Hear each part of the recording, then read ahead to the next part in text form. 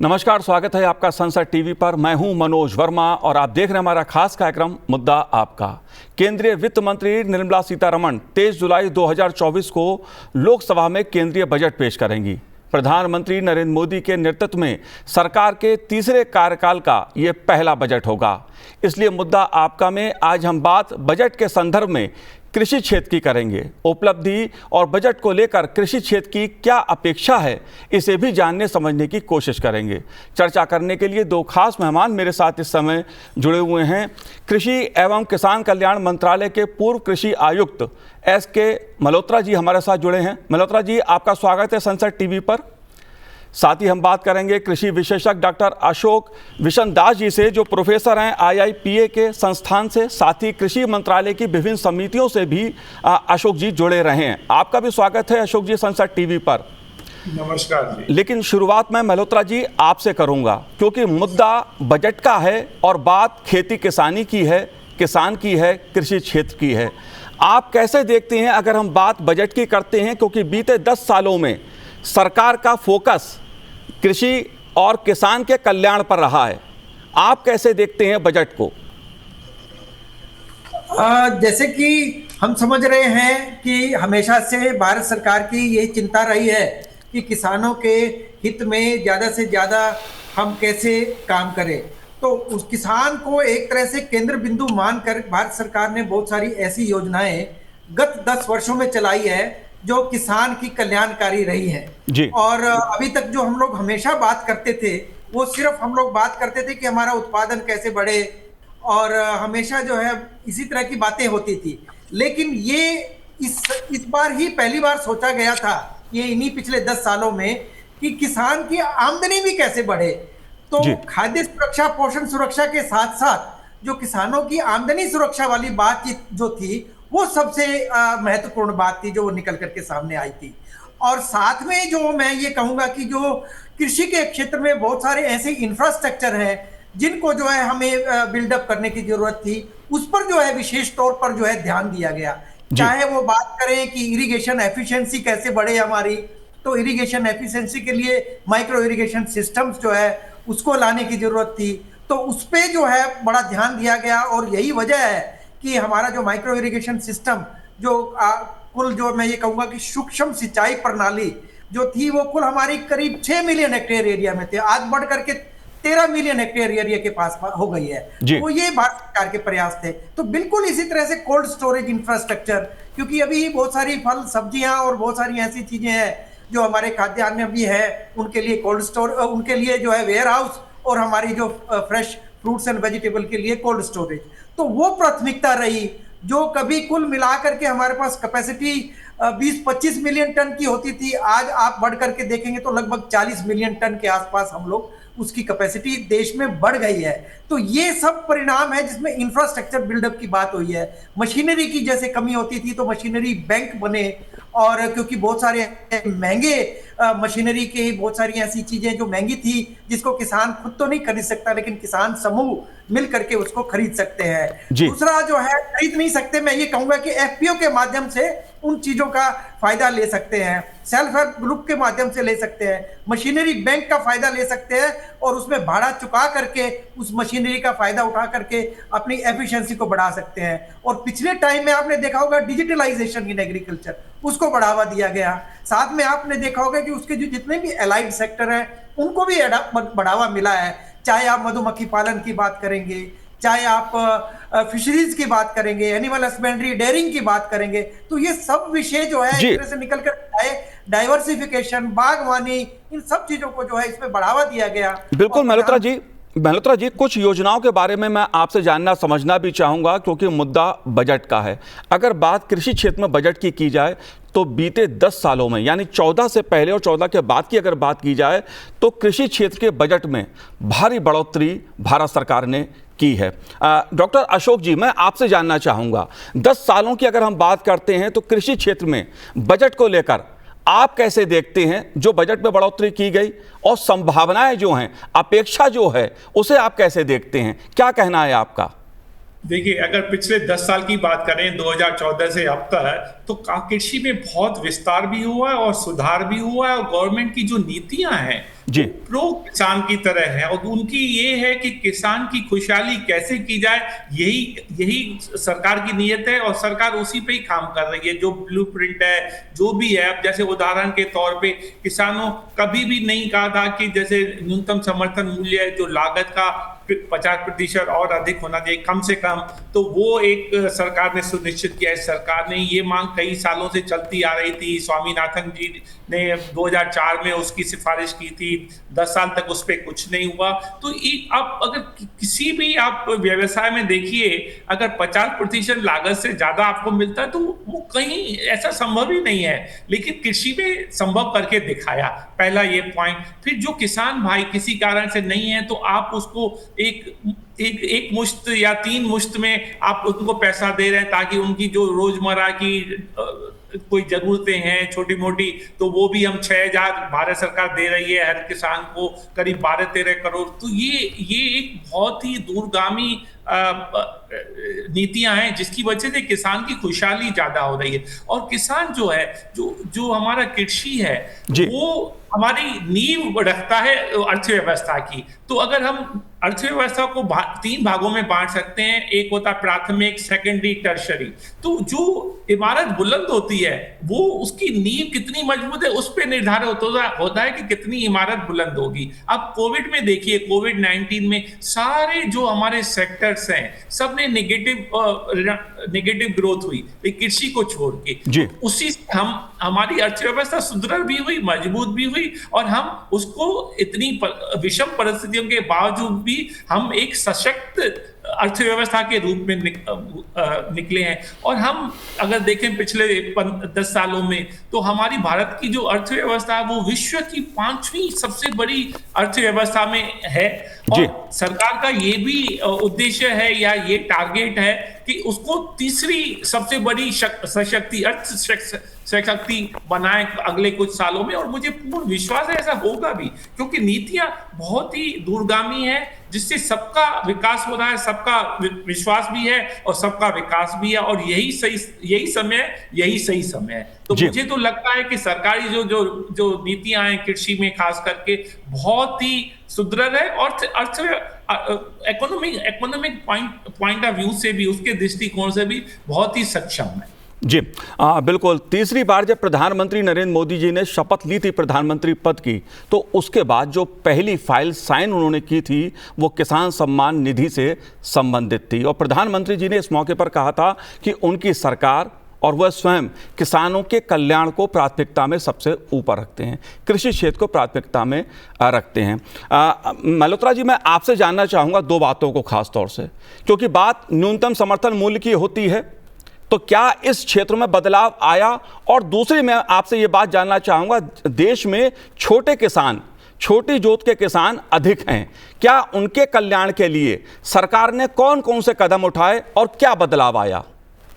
हाँ जी, तो इसमें जितनी भी योजनाएं हैं, आपको एक बड़ी मैं ये कहूंगा कि इंटरेस्टिंग बात आपको नोट करने की मिलेगी कि जितनी भी कल्याणकारी योजनाएं बनी है, उनमें जो है केंद्र बिंदु मुख्य रूप से जो हमारा छोटा और मंझला किसान है वही रहा है। और आपने देखा होगा कि जहां क्रेडिट की बात करते थे कि क्रेडिट फैसिलिटी जो है वो भी किसानों के लिए करनी चाहिए, जिससे कि वो एक इंस्टीट्यूशनल लोन ले, तो उसलिए जो है वो जिसमें किसान क्रेडिट कार्ड की बात थी, वो भी किसानों के, छोटे किसानों के फायदे के लिए। दूसरा जो बात आती थी किसान कल्याण योजना जो शुरू की थी प्रधानमंत्री किसान कल्याण, उसमें क्या है कि वो जो 6,000 रुपए एक साल भर में, और 3 जो सीजन हमारे होते हैं, रबी, खरीफ और समर, 2-2 हजार रुपए किसान के खाते में चले जाते थे। तो वो सारे ही छोटे और मंझले किसान हैं जिनको एक तरह से उसका लाभ मिल रहा है, जिससे कि वो अपने इनपुट खरीद सके जैसे ही सीजन शुरू होगा।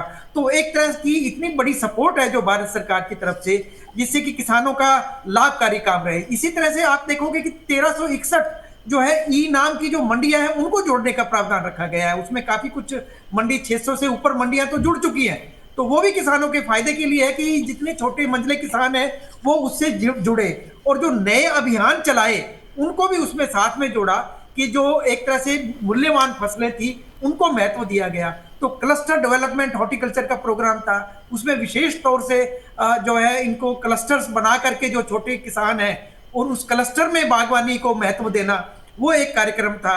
जो साथ में आप बात करोगे डेयरी डेवलपमेंट की बात है, फिशरीज की बात है, तो ये सब चीज़ों को जो है एक तरह से साथ लेकर के रखा गया। और जहाँ कहीं फार्मर प्रोड्यूसर ऑर्गेनाइजेशंस को बढ़ावा मिला और फार्मर प्रोड्यूसर ऑर्गेनाइजेशन में जो छोटे किसान हैं और मंझले किसान हैं वो जुड़ करके एक तरह से अपना संगठन स्वयं बनाए और स्वयं एम्पावर हों, ये भारत सरकार की एक अच्छी नीयत रही है। और हर एफपीओ अपने आप में एक तरह का मैं ये कहूँगा कि एक संस्थान निकल करके सामने आया है और जिसका सीधा किसान फायदा जो है किसानों को मिल रहा है। वहाँ पर चाहे वो इनपुट खरीदने की बात है, जब इकोनॉमी ऑफ स्केल पर इनपुट भी जो है सही दरों पर जो है वो खरीद पाते हैं।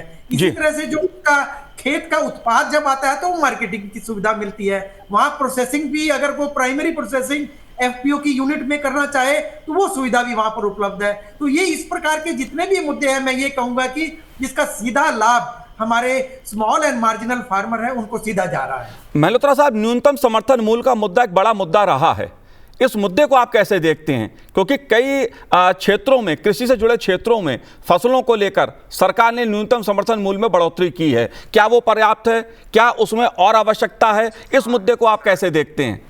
हाँ, जहाँ तक कि आप अभी देखो, अभी हम लोग बात भी उस पर कर रहे थे, तो ये जितना भी न्यूनतम समर्थन मूल्य की बात करते हैं तो ये एक तरह से जो हमारी सीएसीपी जो हमारा विभाग है कृषि मंत्रालय में, जो सीएसीपी की यूनिट वहां पर शास्त्री भवन में है, वहां पर जो है कॉस्ट ऑफ प्रोडक्शन के आधार पर और बाकी और भी कई मापदंड है, उन सबको ध्यान में रखते हुए खरीफ सीजन और रबी सीजन की शुरुआत से पहले एमएसपी निर्धारित की जाती है।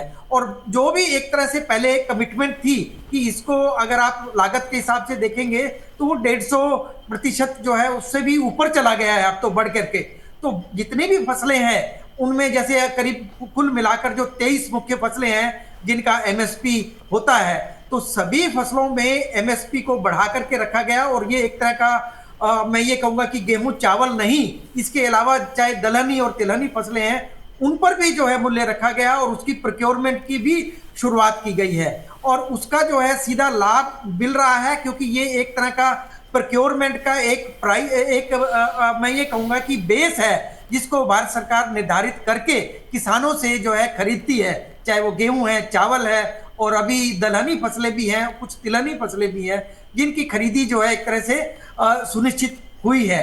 तो उसका लाभ जो है एक तरह से उनको जा रहा है। और सरकार का भी ये मंशा रहती है कि हम खरीफ सीजन और रबी सीजन की शुरुआत से पहले हम लोग जो है एक तरह से उसको बढ़ोतरी जैसे भी है उसको डिक्लेयर किया जाता है और उसको अपना करके फसल के अंतर्गत क्षेत्र भी बढ़ता है, साथ साथ में जो हमारी खाद्य सुरक्षा है वो भी सुनिश्चित होती है। खाद्य सुरक्षा के साथ साथ आजीविका सुरक्षा, ये खाद्य सुरक्षा के मुद्दे पे भी आपसे मैं बात करूंगा, लेकिन डॉक्टर अशोक जी, सबसे पहले मैं आपसे ये जानना चाहता हूं कि भारतीय अर्थव्यवस्था में कृषि का जो योगदान है, जो महत्व है, उसे आप कैसे देखते हैं? क्योंकि बजट की जब बात होती है, देश की अर्थव्यवस्था की बात जब होती है तो कृषि क्षेत्र की बात सबसे पहले होती है, क्योंकि जीडीपी में कृषि क्षेत्र का सबसे अधिक योगदान है। आप कैसे देखते हैं इस पहलू को? देखिए, अगर 1951 से हम अब तक इसकी तुलना करें तो 1951 में हमारा जो कृषि का जो अर्थव्यवस्था में योगदान था करीब करीब 51% था, जो घट के अब 15-16% तक आ गया। लेकिन इसमें घबराने की कोई बात नहीं। जो भी विकसित देश हैं आज, जो 200-300 साल पहले विकासशील देश हुआ करते थे, तो उनके साथ भी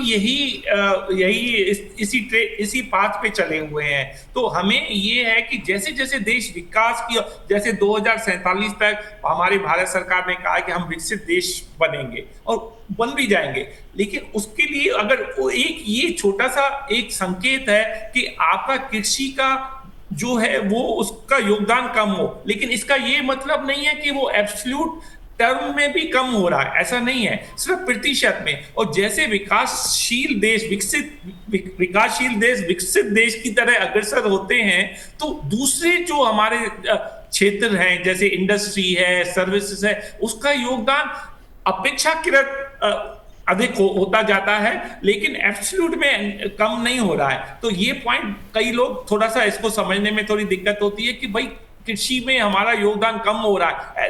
तो ये कोई चिंता का विषय बिल्कुल नहीं है। और क्योंकि उसमें हमारे पास जो श्रम शक्ति है, जो वर्क फोर्स है, वो करीब करीब इस समय 45.5% है, जो घट के 15 से 20% से ज्यादा नहीं होना चाहिए। क्योंकि उससे क्या है कि हमारी जो लेबर प्रोडक्टिविटी है वो काफी कम है, करीब करीब 21% है नॉन एग्रीकल्चर के कंपेरेटिवली। तो यहाँ हमें थोड़ा सुधार की आवश्यकता है।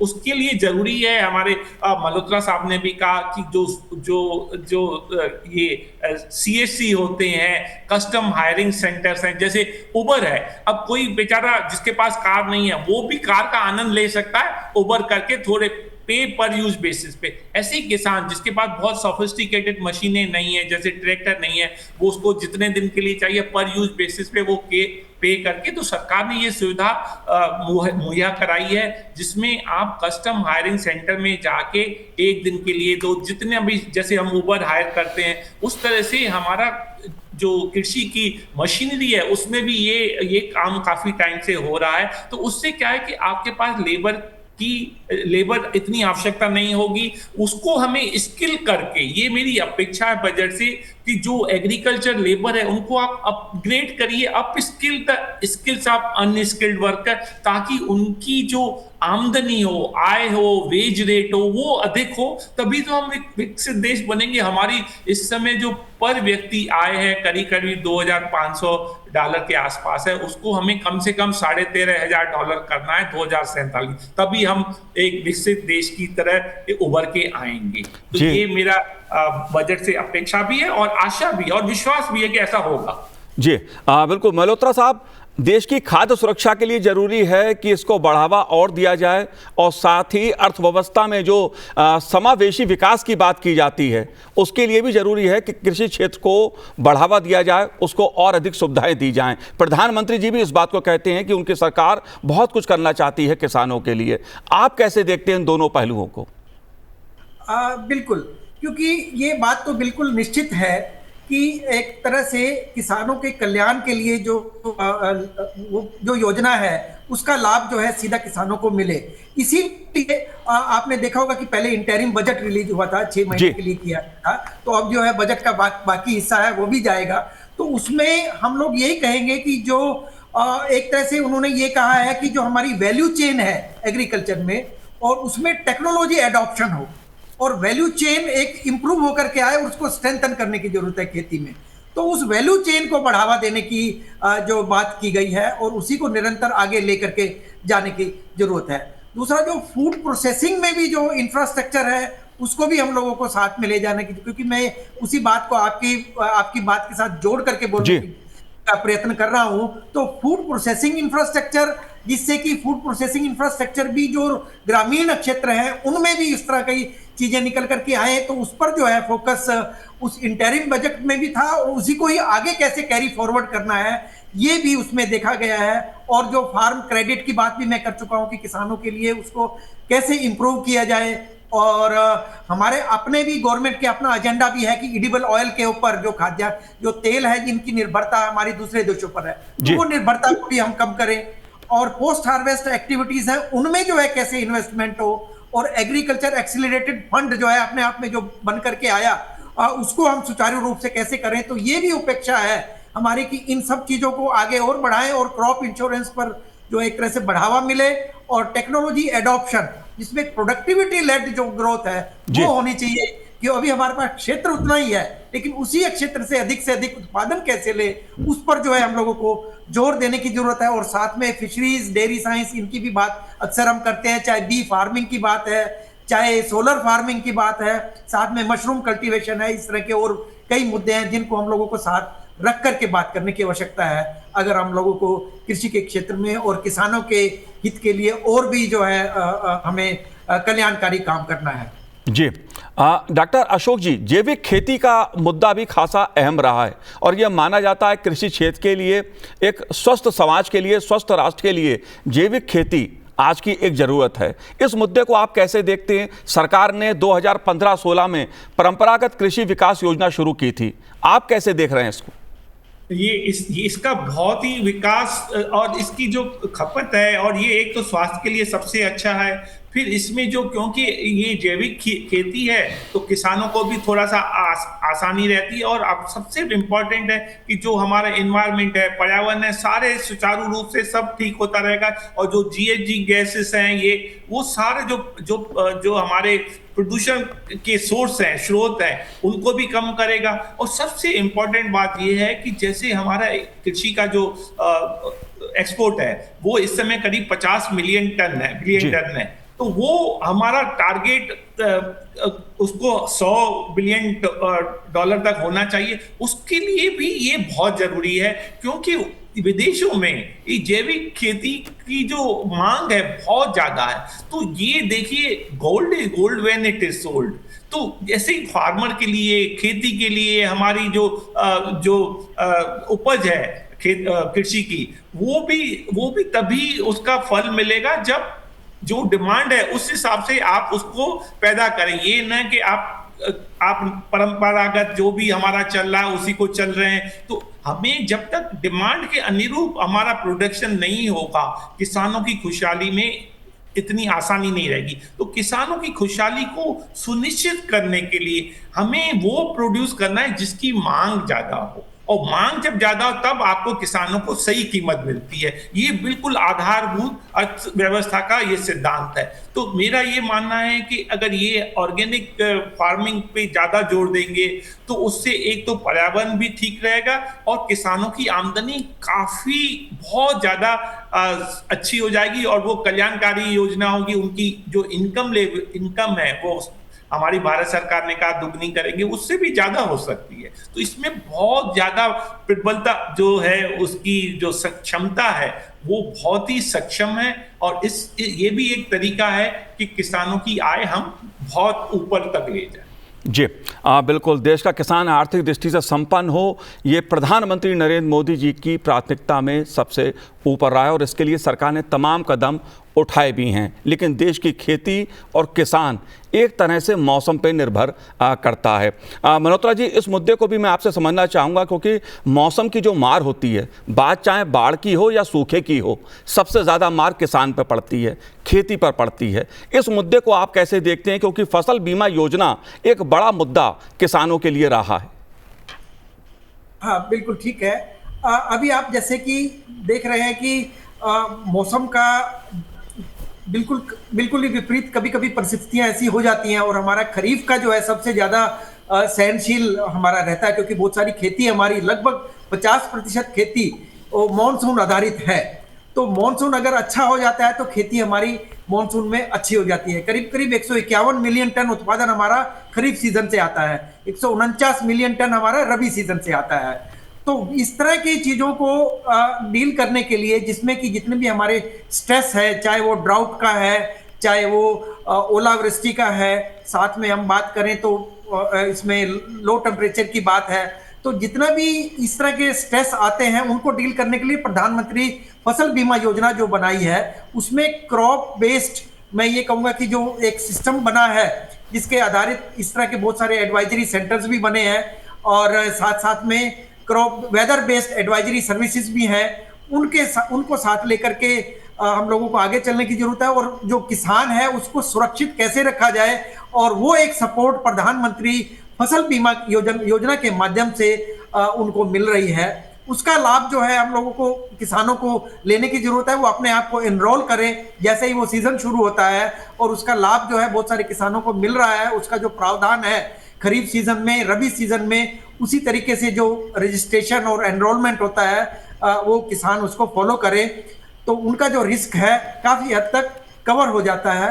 और जितने भी इसके साथ साथ हम प्रोटेक्टेड कल्टीवेशन का भी अक्सर सजेशन करते हैं कि जितने हमारे छोटे मंझले किसान हैं वो अगर प्रोटेक्टेड कल्टीवेशन में कुछ एरिया जरूर डालें, जिससे कि वो वातावरण की उस मार से भी बचा जा सकता है, तो कुछ आमदनी में भी उसमें इजाफा रहेगा, जिसमें कुछ ऐसी फल सब्जियां और हाई वैल्यू क्रॉप्स है उनको भी प्रोटेक्टेड कल्टीवेशन पॉली हाउस के माध्यम से उनकी खेती भी संभव है। उसको भी हम साथ में रिस्क कवरेज के हिसाब से साथ लेके चलते हैं कि उनको कुछ ना कुछ आमदनी वहां से मिल जाएगी और मल्होत्रा जी, रिस्क है वो कवर हो जाएगा। जी मल्होत्रा जी, बीते 10 सालों में सरकार ने 2 और महत्वपूर्ण फैसले कृषि क्षेत्र को ध्यान में रखकर लिए। एक कृषि निर्यात नीति बनाई गई और दूसरा कृषि क्षेत्र में सहकारिता को बढ़ावा देने के लिए सरकार ने पहल की। देश में पहली बार सहकारिता मंत्रालय बनाया गया है। इन दोनों मुद्दों को आप कैसे देखते हैं? अर्थव्यवस्था पे इसका क्या असर हुआ और क्या अपेक्षा है आगे?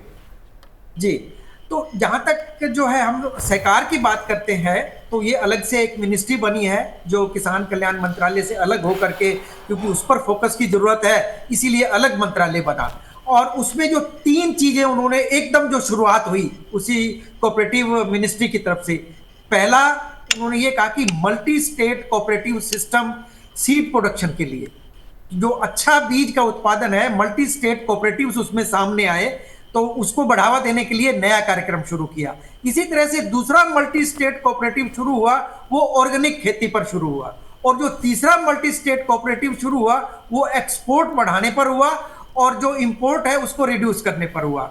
और इसी तरह से जो विजन बना भारत सरकार का, जो विजन 2047 को अचीव करने के लिए बनाया गया है, उसमें ये जो है मुख्य मुद्दा रखा गया है कि हम जो है इंपोर्ट डिपेंडेंसी कैसे रिड्यूस करें, और स्पेशल उसके लिए एक्शन प्लान बना है। और फलों के लिए, सब्जियों के लिए और ऑयल सीड क्रॉप्स के लिए जो कुछ ऐसी चीजें हैं जिनको हम कुछ इंपोर्ट कर रहे हैं, उनको इंपोर्ट जो है कैसे रिड्यूस हो और एक्सपोर्ट कैसे बढ़े। तो दोनों चीजों को साथ रख करके और उसको योजनाबद्ध तरीके से एक तरह से जोड़ा गया है, जैसे mission for integrated development of horticulture. तो उसमें जो cluster development, horticulture cluster development program चलाया गया, उसका यही ऑब्जेक्टिव है। ऑयल सीड के ऊपर अलग से national mission for edible oil चलाया, जिससे कि हमारी जो 25 मिलियन टन खाद्यान्न तेलों की मांग है और उनमें से सिर्फ हम 11 मिलियन टन अपने पूरा कर पाते हैं, 14 मिलियन टन हमें बाहर से मंगाना पड़ता है। तो ऑयल पाम के लिए भी उसमें अलग से स्कीम बनाई गई और उस स्कीम का इम्प्लीमेंटेशन हुआ। चूंकि ये ऑयल पाम एक लॉन्ग ड्यूरेशन के क्रॉप है, उसके रिजल्ट हमारे को आने में 3-4 साल का और वक्त लगेगा। उसके बाद हमारी डिपेंडेंसी इंपोर्ट पर घटती चली जाएगी। तो निर्यात को जो है वो एक तरह से मैं ये कहूंगा कि इंपोर्ट रिड्यूस होगा और एक्सपोर्ट को हम लोग बढ़ावा देंगे। इस चीजों का जो है फोकस इन कार्यक्रम में सब में चल रहा है। जाहिर सी बात है, बजट की बात की जाए, देश की अर्थव्यवस्था की बात की जाए तो उसमें जीडीपी जो है उसमें कृषि क्षेत्र का बहुत बड़ा योगदान रहता है। देश की अर्थव्यवस्था काफ़ी हद तक कृषि क्षेत्र पर, किसानों की मेहनत पर और उत्पाद पर निर्भर करती है। इसलिए हर किसी की नज़र निर्मला जी के बजट पर रहेगी कि उसमें खेती किसानी के लिए क्या होता है। आप दोनों का बहुत बहुत शुक्रिया संसद टीवी से बात करने के लिए, बहुत बहुत धन्यवाद। तो आज इस कार्यक्रम में इतना ही, मुझे दीजिए आज्ञा, नमस्कार।